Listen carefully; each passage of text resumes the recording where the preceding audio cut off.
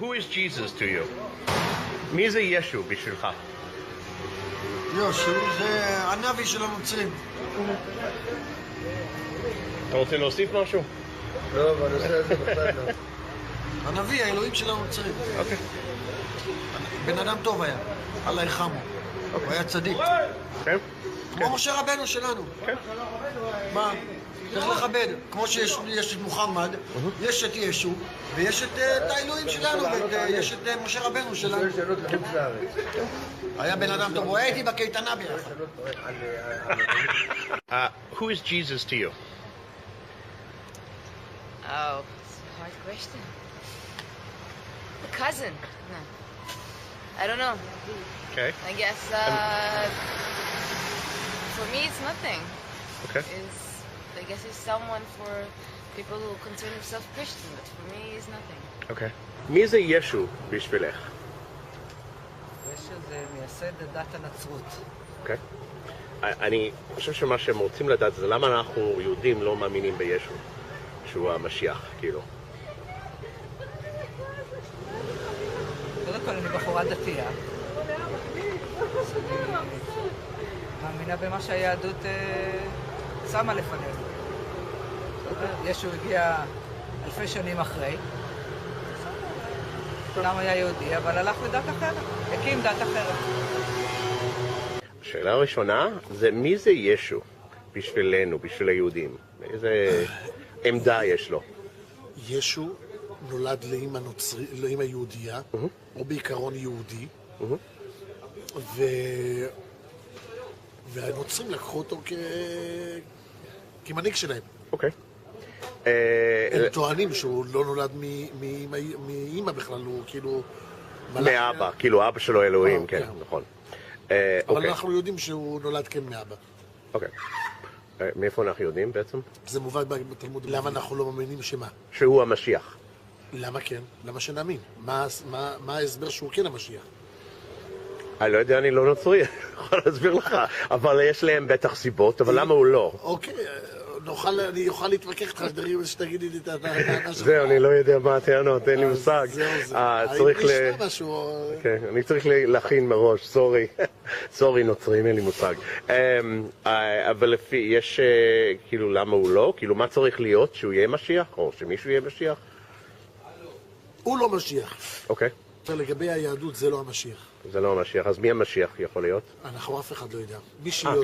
מי שיודע לא אומר, מי שאומר לא יודע. מה זה אומר? מי שיודע... כן, אבל מה הפירוש? הוא לא מגלה. מי שיגיד לך שהוא יודע, סימן שהוא לא יודע. אוקיי. אבל לא, אני בתור יהודי, אני תמיד חשבתי שיש, כאילו, המשיח חייב להיות X, Y, Z. לא, אף אחד לא יודע. אוקיי. אז איך נדע שהוא פה? יהיה בסדר, אנחנו נדע. אוקיי, בסדר. Who is Jesus for you? דמות בשביל אנשים שלא חושבים לבד. Okay. No, I can translate it. It's okay.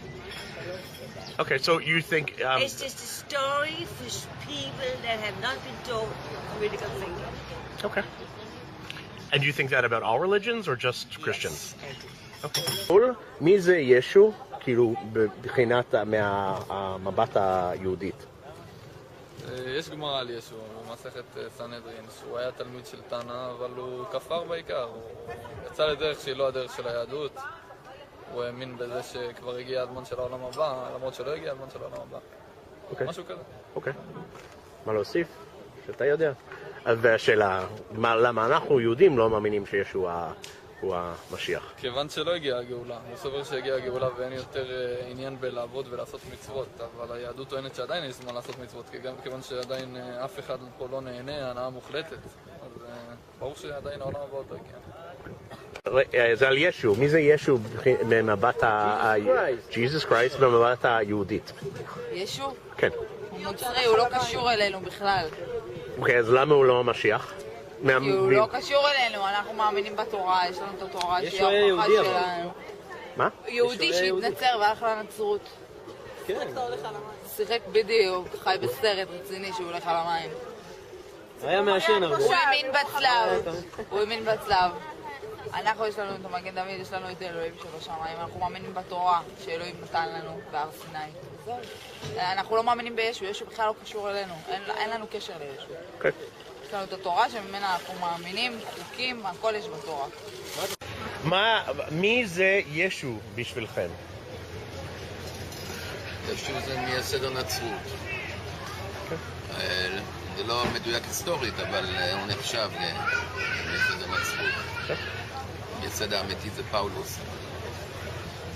מה? פאולוס? לא שמעתי. הוא בעצם מייסד הנצרות האמיתי. אוקיי. הבנתי, אוקיי. Do you happen to know why we don't believe Jesus was the Messiah? Do you happen to know why? Because we have different picture of what Messiah is. We see Messiah as something that's going to happen in the future, and it's going to fix the world. The world's going to be the way it's supposed to be when the Messiah comes. And it hasn't happened yet, so pretty simple. But the stronger answer is that it's just not in our tradition. מי זה ישו? יהושע שברא הכל. לא, ישו. של הנוצרים כאילו. רבי יהושע שברא הכל, היהודי וברא הכל. זה רבי יהושע בן חנינא. הגמרא אומרת, יהושע בן חנינא שהיה יהודי, והרב שלו עשה לו ככה, והוא חשב שתלך, אבל הרב שלו התכוון, חכה, נגמור קריאת שמע, אני אתפנה אליך. והוא לא הבין אותו טוב, אז הוא אמר לו, אז הוא חשב שהרב דוחה אותו, אז הוא הלך ופרע הכל. והקים דת חדשה. כן? ככה סיפרו לכם?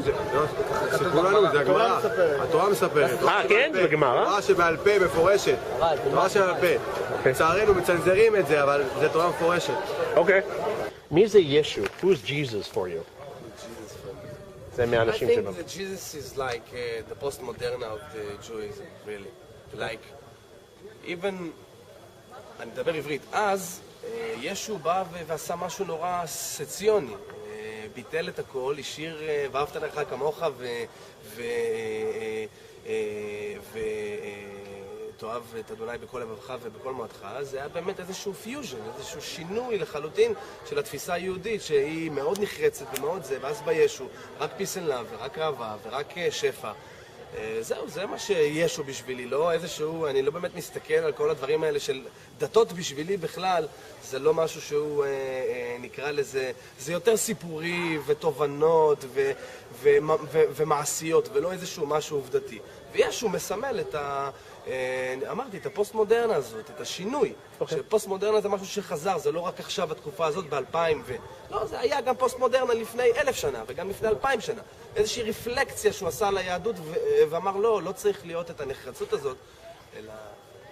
אז למה אתה לא מאמין בו? כי אני לא מאמין באף אחד. גם לא אתה יודע... בכלל לא באנשים, אלא נטו, אתה יודע מה, אני מאמין בטבע, אני מאמין בקרמה, זה כן. אבל לא באנשים, לא במשה, לא במוחמד ולא בישו. בעיניי, just symbols. מי זה ישו בשבילך בתור יהודי? זה סיפור ארוך, השאלה מה אתה רוצה לשמוע? זה... סיפור בקצרה. לא יודע, כאילו מישהו מחול שואל שהוא נוצרי, כמובן, ולא, כאילו, רוצה להבין מי ליהודים, מי זה ישו? ישו כעיקרון הוא היה כהן, הוא היה כהן גדול אפילו. כהן גדול. הסיפור אומר, כאילו בקבלה או בכלל, שפעם הם היו נמצאים בתוך בית מקדש כלשהו, זה לא היה בית מקדש בדיוק, זה היה מקום כזה שכל הגדולים היו שם, והיום נושאים את שם השם עליהם. על השרשרת, על הטבעת, והם ידעו את שם המפורש. אז הסיפור אומר שכעיקרון הוא יצא עם השם המפורש עליו. אז הוא קיבל אורות כעיקרון, כאילו, אתה יודע, קיבל קצת כוח, כאילו, כלשהו. אוקיי. על זה, דרך אגב, אומרים היהודים שהוא יתהלך על המים, הוא באמת יתהלך על המים, זה לא שלא מאמינים בזה, אבל זה בזכות שם המפורש. אוקיי. והוא יתהלך כעיקרון באותו מקום שהוא ידע שבעבר יתהלכו שם 12 שבטים. בירדן. הם עברו שם, היה שם 12 אבנים גדולות. עד היום אתה יכול לראות 12 אבנים גדולות אם אתה צולל. ושם הוא יתהלך. אז ישו כעיקרון הוא יהודי, שבוא נגיד הוא דגל בדרך של אהבה ושלום, ומבחינתו כאילו זה מה שצריך להיות. אם אתה שואל את דעתי, אז הוא סחב אחריו כאילו זרימה מאוד חזקה שהיום הם הרבה, ואני חושב שהוא לא השאיר להם הרבה כלים, כאילו, שזה כל התורה וכל הזה. כאילו, אמר להם, ואהבת לרעך כמוך, והוא דגל בזה, בקטע של אהבה ושלום וזה, שזה מצוין, לא שולל את זה. אבל הוא... אז איזה כלים חסר להם? כל התורה, כל הסודות, כל הדברים האלה, של איך לעבוד את זה, בוא נגיד.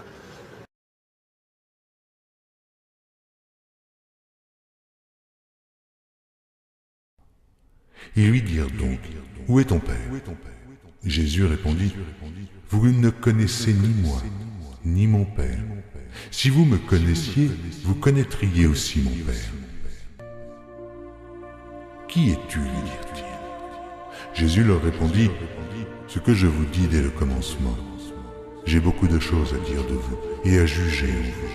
Mais celui qui m'a envoyé est vrai, et ce que j'ai entendu de lui, je le dis au monde. Ils ne comprirent point qu'il leur parlait du Père. Jésus donc leur dit, quand vous aurez élevé le Fils de l'homme, alors vous connaîtrez ce que je suis, et que je ne fais rien de moi-même, mais que je parle selon ce que le Père m'a enseigné. Celui qui m'a envoyé est avec moi, il ne m'a pas laissé seul, parce que je fais toujours ce qui lui est agréable. Comme Jésus parlait ainsi, plusieurs crurent en lui, et il dit aux Juifs qui avaient cru en lui, si vous demeurez dans ma parole, vous êtes vraiment mes disciples. Vous connaîtrez la vérité, et la vérité vous affranchira. Ils lui répondirent, nous sommes la postérité d'Abraham, et nous ne fûmes jamais esclaves de personne. Comment dis-tu, vous deviendrez libres? En vérité, je vous le dis, leur répliqua Jésus, quiconque se livre au péché est esclave du péché. Or, l'esclave ne demeure pas toujours dans la maison, le Fils y demeure toujours. Si donc le Fils vous affranchit, vous serez réellement libre. Je sais que vous êtes la postérité d'Abraham, mais vous cherchez à me faire mourir, parce que ma parole ne pénètre pas en vous. Je dis ce que j'ai vu chez mon Père, et vous, vous faites ce que vous avez entendu de la part de votre Père. Ils lui répondirent, notre Père c'est Abraham. Jésus leur dit, si vous étiez enfants d'Abraham, vous feriez les œuvres d'Abraham. Mais maintenant, vous cherchez à me faire mourir, moi qui vous ai dit la vérité, que j'ai entendue de Dieu. Cela, Abraham ne l'a point fait. Vous êtes les œuvres de votre Père. Ils lui dirent, nous ne sommes pas des enfants illégitimes, nous avons un seul Père, Dieu. Jésus leur dit, si Dieu était votre Père, vous m'aimeriez, car c'est de Dieu que je suis sorti et que je viens. Je ne suis pas venu de moi-même, mais c'est lui qui m'a envoyé. Pourquoi ne comprenez-vous pas mon langage? Parce que vous ne pouvez écouter ma parole. Vous avez pour père le diable, et vous voulez accomplir les désirs de votre père. Il a été meurtrier dès le commencement, et il ne se tient pas dans la vérité, parce qu'il n'y a pas de vérité en lui.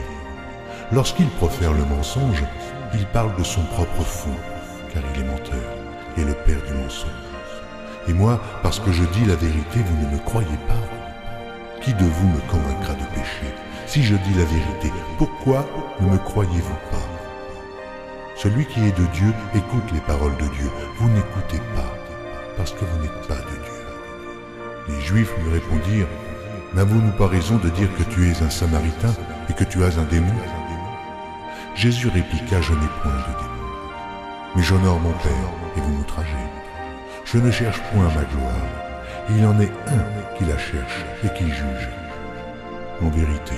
En vérité, je vous le dis, si quelqu'un garde ma parole, il ne verra jamais la mort.